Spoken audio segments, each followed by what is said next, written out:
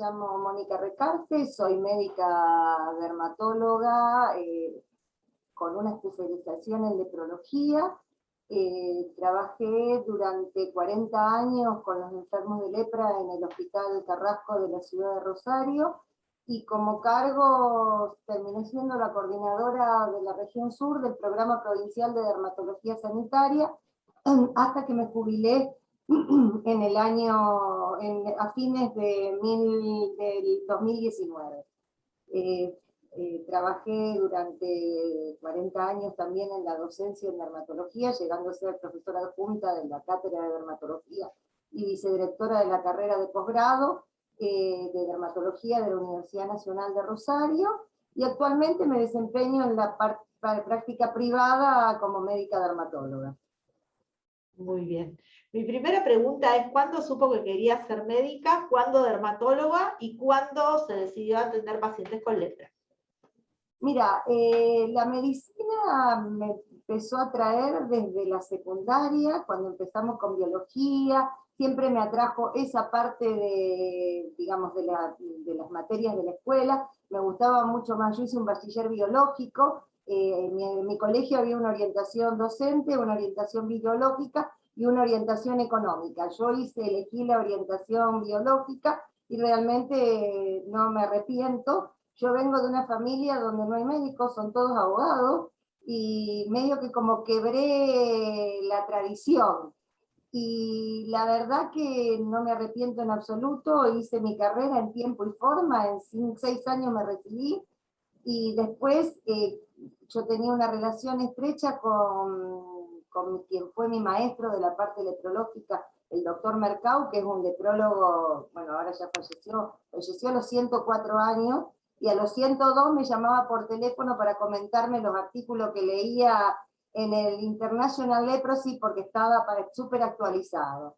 Y bueno, yo tenía una relación con él, y a partir de él me empecé a entusiasmar con la dermatología. Y aparte te tengo que confesar que la dermatología es una especialidad muy buena para las mujeres, porque bajamos la persiana del consultorio el viernes y hasta el lunes no tenemos problema. Entonces me iba a permitir, yo ya estaba, cuando me recibí en la facultad, yo ya estaba de novia hace unos cuantos años, sabía que quería tener hijos, y entonces me iba a permitir llevar una familia y la profesión. Y cuando empecé a trabajar en el Hospital Carrasco, que es el referente de leprología de la ciudad y de la provincia, donde el doctor Mercau hizo toda su vida, trabajó ahí, se jubiló ahí, me empecé a enganchar con el tema de la lepra, que realmente es un tema apasionante, que no rinde económicamente, pero te da muchísimas satisfacciones en otros niveles. Y bueno, y a partir de ahí yo empecé mi especialidad. Yo me recibí con 23 años y empecé mi especialidad en marzo del año 80 en el hospital, y a partir de ahí empecé a trabajar. En el 85 me hice cargo, yo ya era dermatóloga, yo terminé la especialidad en abril del 84, en el 85 me hice cargo del consultorio de lepra del hospital, y a partir de ahí ya formé parte del equipo de lepra del Ministerio de Salud de la provincia de Santa Fe hasta noviembre del 2019, en que me jubilé. Muy bien. Usted ya dijo que tiene más de 40 años de experiencia en tratar lepra cuando no había tratamientos y cuando se aislaba a los pacientes. ¿Qué recuerda de ellos en esos momentos y qué precauciones se tomaban? Mira, a mí me tocó vivir varias etapas de la lepra. Nosotros teníamos en ese momento un equipo interdisciplinario maravilloso, donde trabajaba yo como médica, perdón, primero yo, una trabajadora social, una enfermera y un chofer, que eran los que nos llevaban a hacer las búsquedas de los pacientes domiciliarios cuando no venían a la consulta. Hasta el año 82, que surge el tratamiento multidroga, y que Santa Fe, en Santa Fe tenemos Santa Fe tiene una vasta trayectoria leprológica, la provincia y la ciudad de Rosario. Y a partir del doctor Merlín, que era un referente leprológico a nivel mundial, nos incluyen a la provincia de Santa Fe, y él incluye 2 o 3 ciudades, para empezar las investigaciones del tratamiento multidroga, que es el que se usa actualmente. Eso pasa en el 1982, que es cuando se implementa el tratamiento multidroga. Hasta ese momento nosotros a los pacientes le decíamos a las formas lepromatosas, que son las formas que contagian, usted tiene que hacer tratamiento de por vida, porque no nos animábamos a darle el alta, y es por lo que veníamos haciendo desde que se había descubierto la sulfona y la rifampicina. Y tomaban medicación a diario y durante años. Con el tratamiento multidroga un poco como que tenemos que cambiar la cabeza a todo, y a mí me tocó implementar el tratamiento multidroga en la ciudad de Rosario, y realmente fue un trabajo arduo, porque, bueno, yo en ese momento tenía 26, 27 años, entonces me comía el mundo, y me sumaba a toda novedad que había, pero claro, tenía que luchar con mis jefes de servicio que tenían 60, 65, y que hacía 40 años que le daban tratamiento todos los días, y que no entendían cómo iban a pasar de darle medicación diaria a darle una pastilla de rifampicina cada 28 días, y si bien le explicábamos que ese es el tiempo de reproducción de bacilo, y que no tenía sentido por la hepatotoxicidad, y bueno, era la resistencia bacteriana, y hasta el año 90, que me dijeron de Santa Fe, no hay más medicación, o ponen el multidroga o no hay otra cosa, y medio a la fuerza tuvimos que imponer eso. Y pasamos y entonces hicimos también algunos ajustes medios hechos a medida de lo que nos estaba pasando a nosotros, porque por ejemplo, los pacientes que teníamos que venían a controlarse periódicamente y a buscar las pastillas, le hicimos 6 meses de tratamiento multidroga y les dimos el alta. Entonces depuramos un fichero que teníamos casi 4.000 historias clínicas, y pasamos a tener menos de 1.000, y claro, fue toda una revolución, pero nos llevó su tiempo. Y a partir del año 90 ya impusimos el tratamiento multidroga, y bueno, la verdad que hasta que se nos empezó a desarmar el equipo, porque el equipo era una mezcla de cosas, yo era provincial, la trabajadora social, el chofer, y la psicóloga que teníamos en ese momento eran del programa nacional, la enfermera era municipal, así que teníamos una mezcolanza de reparticiones, pero realmente trabajaba muy bien, muy bien.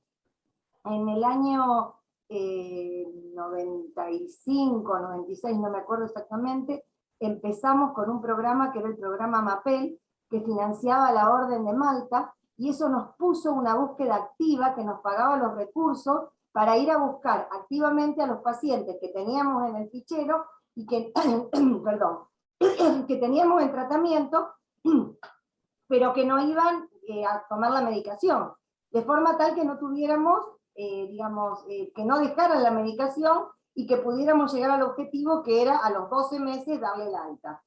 Y realmente fue una cosa maravillosa, porque prácticamente en ese momento no tuvimos pérdida de pacientes. Bueno, después ese programa se acabó, pero también se iba reduciendo el número de pacientes. Yo a partir del año 90 también participé en todas las actividades que la Argentina y la Sociedad Argentina de Dermatología tenían como para cumplir como requerimiento de la OMS, porque la OMS a partir del año 90 intentó erradicar la lepra como problema de salud pública mundial. La verdad que no lo logró hasta ahora. Y lo intentó de hacer de varias formas, fundamentalmente reduciendo el tiempo de tratamiento. Cuando nosotros empezamos con los tratamientos de la OMS, eran 2 años de tratamiento, después lo bajaron a 1 año de tratamiento, después lo bajaron querían hacer una toma única en los paucibacilares con lesión única, entonces los entraban y los sacaban el mismo día, pero a pesar de todas esas cosas no lograron erradicar hasta la actualidad la lepra como problema de salud a nivel mundial. En la Argentina sí está erradicada, porque la tasa del año, o sea, el último número que tenemos nosotros, que es de diciembre del 2020, la tasa la tasa de prevalencia que tenemos es de 0,07 por 10.000 habitantes, o sea que está erradicada. Lo que pasa que eso viene bajando desde hace muchos años y ha descendido paulatinamente, si bien el número de casos está como amesetado. Pero el problema es que tenemos bolsones epidemiológicos, y hay lugares donde esa tasa no es real, porque si vos te vas a Formosa, por ejemplo, esa tasa está casi cerca del 1 por 10.000, que es considerado un problema de salud pública.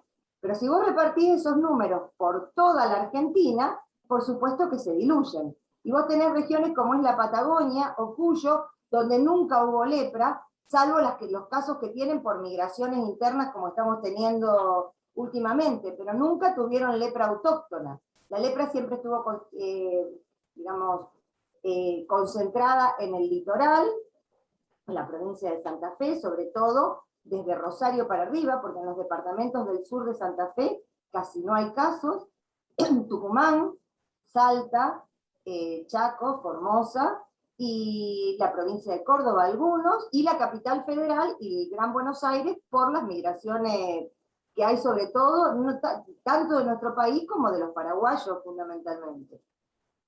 Muy No nos bien. olvidemos que la primera endemia del mundo siempre siempre se compiten los casos entre Brasil y la parte del sudeste asiático. Entonces nosotros tenemos un área endémico muy alto. Brasil todavía no bajó esa tasa de 1 por 10.000.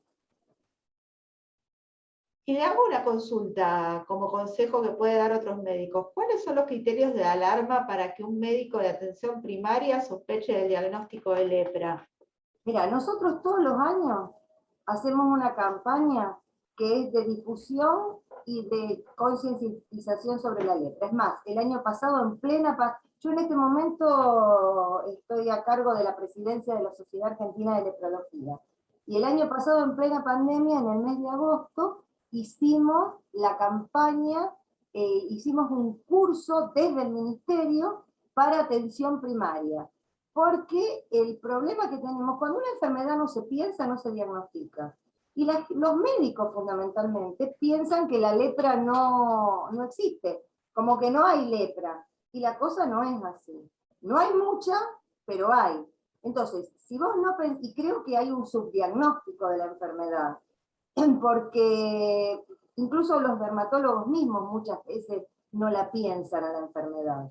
Entonces, signo de alarma en atención primaria, fundamentalmente manchas, o sea, el término científico sería mácula, pero si le vamos a estar hablando a un público general, mácula es lo mismo que mancha.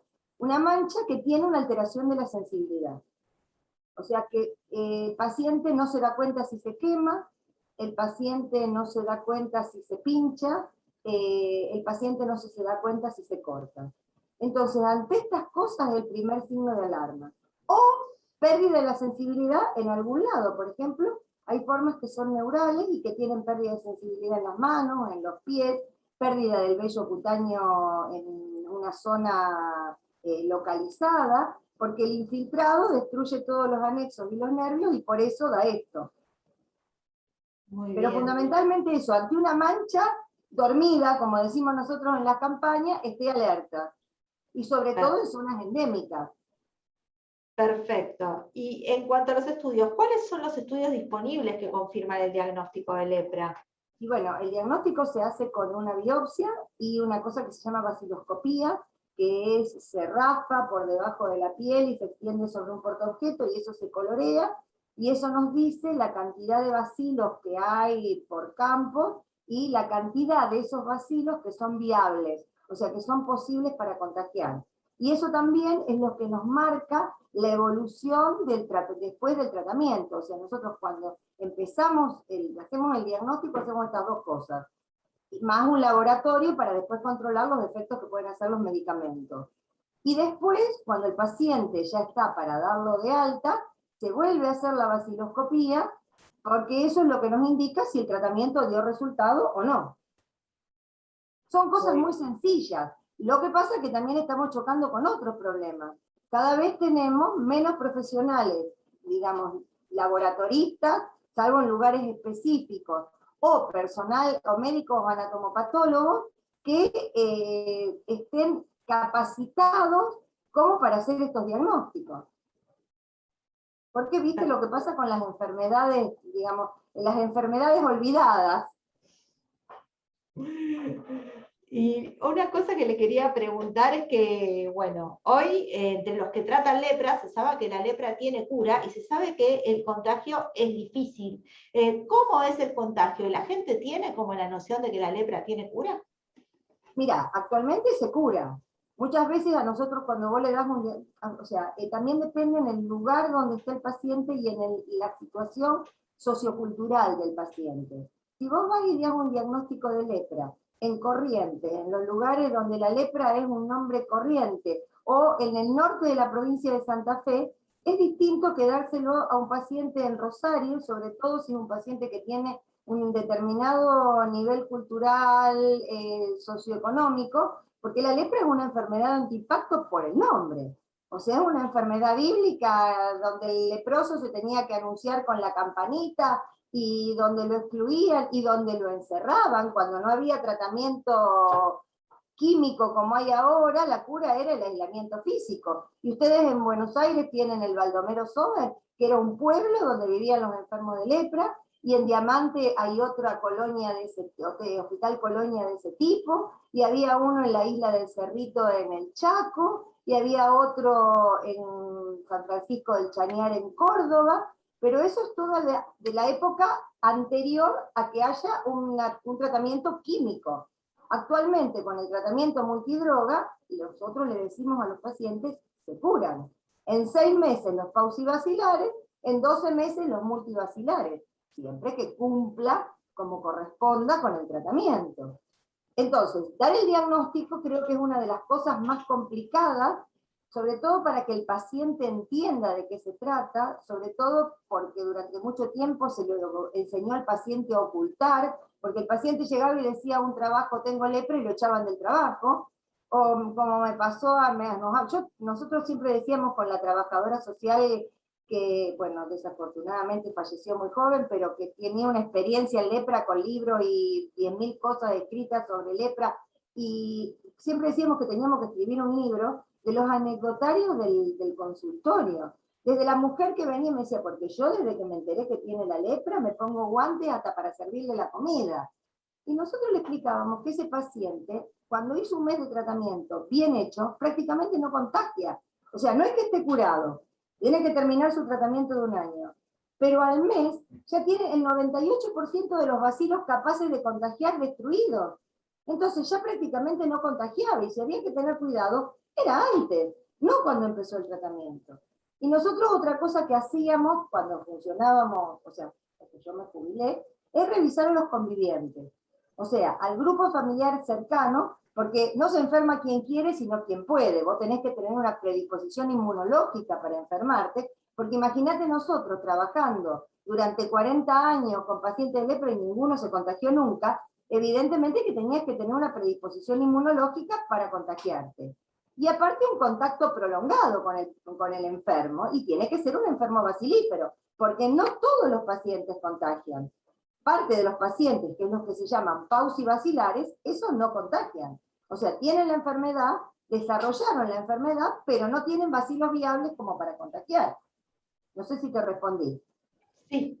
Y por otro lado, hablando del tema de las anécdotas con la trabajadora social, ¿podría contarme alguna anécdota que recuerde del consultorio a lo largo de tantos años de atención? Y la verdad que la relación que se establece con el paciente es una relación sumamente especial.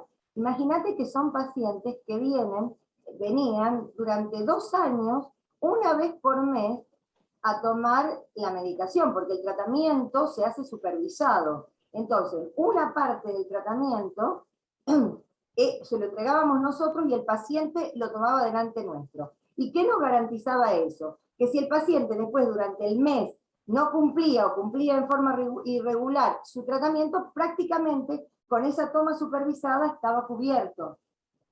Entonces las relaciones son relaciones muy particulares y con un intercambio. Y yo tengo pacientes ahora de hace 40 años que me siguen mandando una carta, un mensaje para Navidad, y hemos pasado cosas lindas y cosas muy feas, de tener una paciente que estaba con episodios reaccionales y toma para esos episodios reaccionales una medicación que se llama talidomida, y la paciente tenía 44 años y la talidomida es teratogénica, entonces no se puede embarazar, y nosotros se lo decíamos a diario, y un día viene, y no sé por qué, a mí se me ilumina preguntarle, ¿vos estás menstruando normalmente? Y me dice hace 2 meses que no menstruo.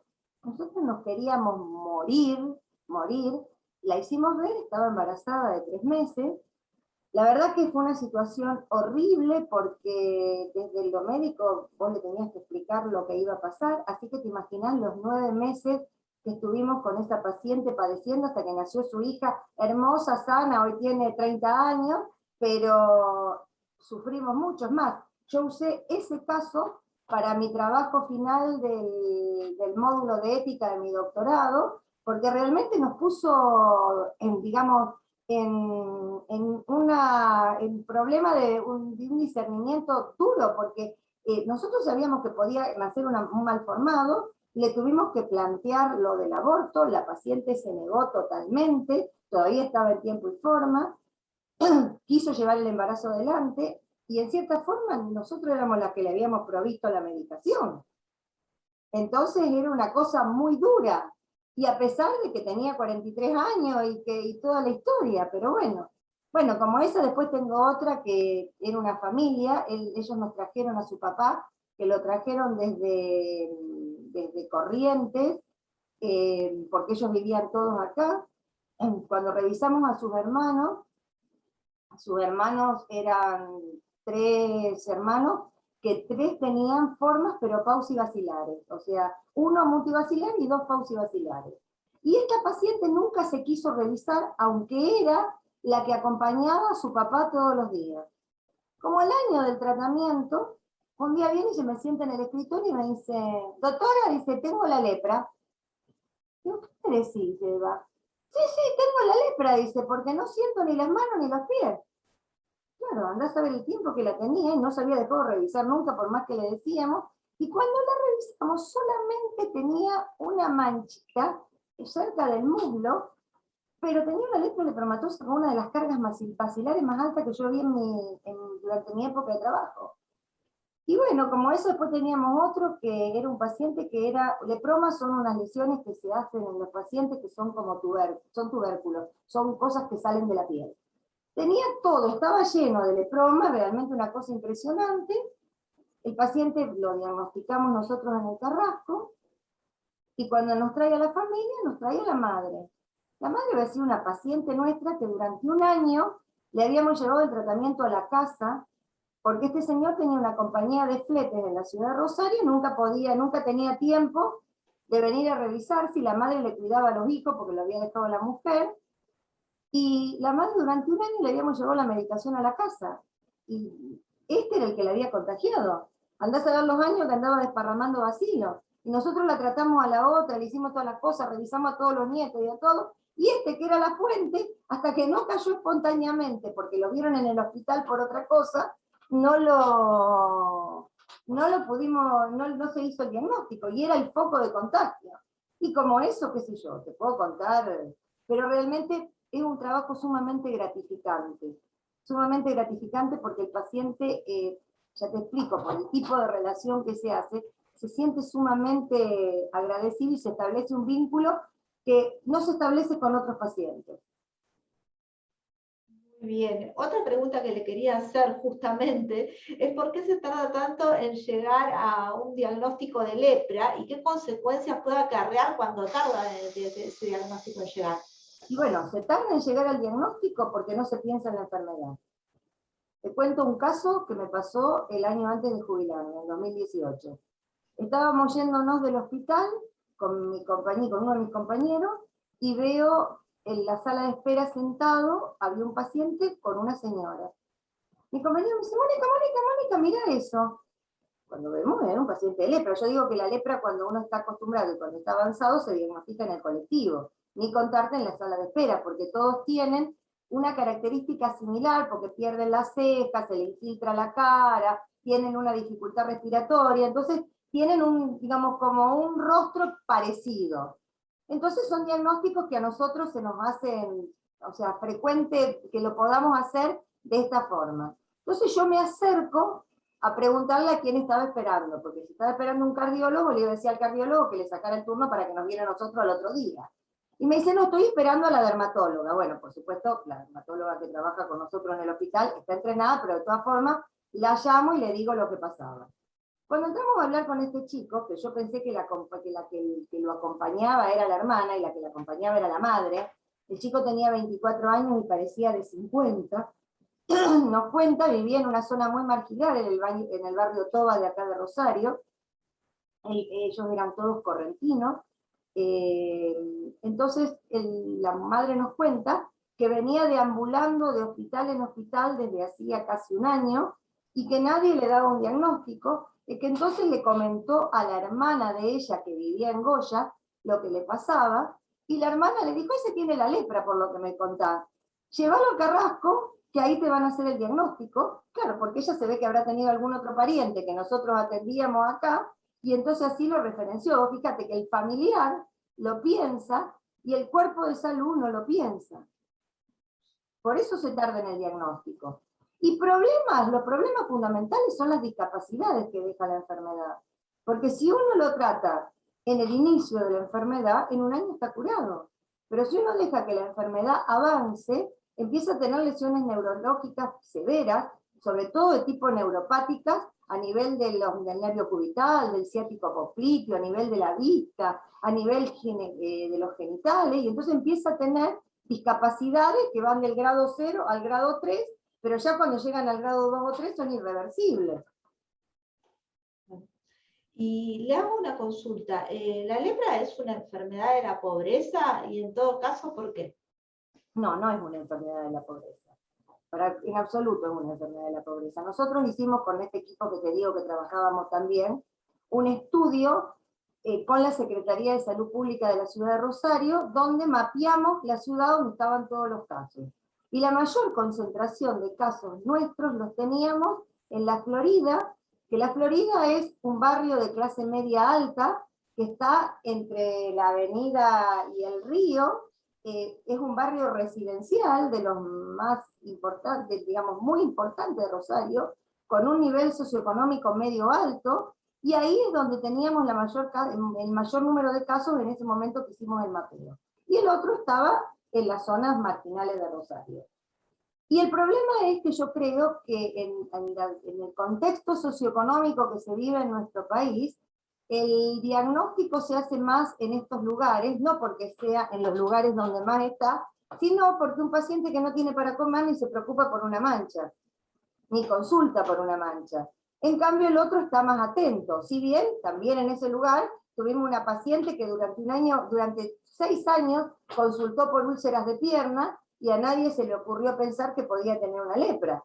Yo tengo una paciente que es enfermera, ahora ya estaba de alta, que era enfermera de un sanatorio importante de la ciudad de Rosario, y trabajaba todo el día rodeada de médicos, y ella tenía una amputación en la falange y le echaban la culpa a la diabetes, y tenía una anestesia en los dedos, y la paciente tenía una lepra lepromatosa que le había amputado los dedos. Y nadie lo pensó, y trabajaba entre médicos todo el día.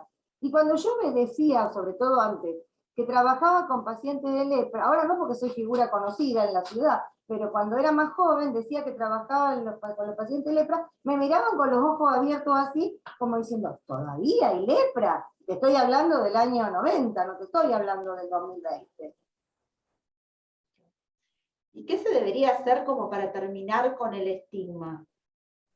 Bueno, yo creo que el estigma está, digamos, se ha ido desmitificando, y sobre todo el tema de que hay un tratamiento efectivo y que se ha trabajado mucho sobre eso con las campañas de concientización y toda esta cosa. Lo que pasa es que yo creo que lo que hay que hacer es concientizar y educar a atención primaria, e insistir mucho sobre atención primaria, pero bueno, siempre salen cosas más importantes, porque qué sé yo, cuando nosotros hacíamos una capacitación grandísima acá en Santa Fe, de repente salió el SIDA y salió la tuberculosis con el SIDA y las otras cosas que traen, y entonces los médicos no podían atender, capacitarse en SIDA, capacitarse en tuberculosis, capacitarse en lepra, entonces van eligiendo, y siempre estas cosas que son menos frecuentes, es como que se van dejando de lado.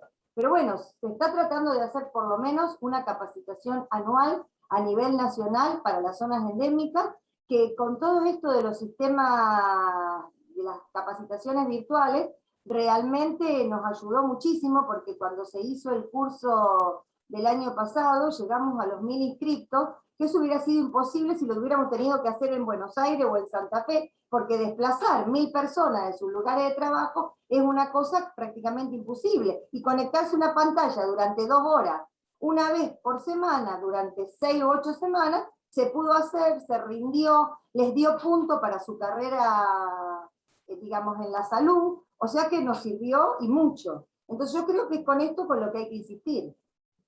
Muy bien. Y saliendo de la atención primaria, ¿qué porcentaje de dermatólogos atienden lepra hoy? Y eso no te lo sé decir. Yo te digo lo que me pasa a mí en Rosario. Cuando aparece un paciente de lepra en Rosario, privado sobre todo, levantan el teléfono y me llaman.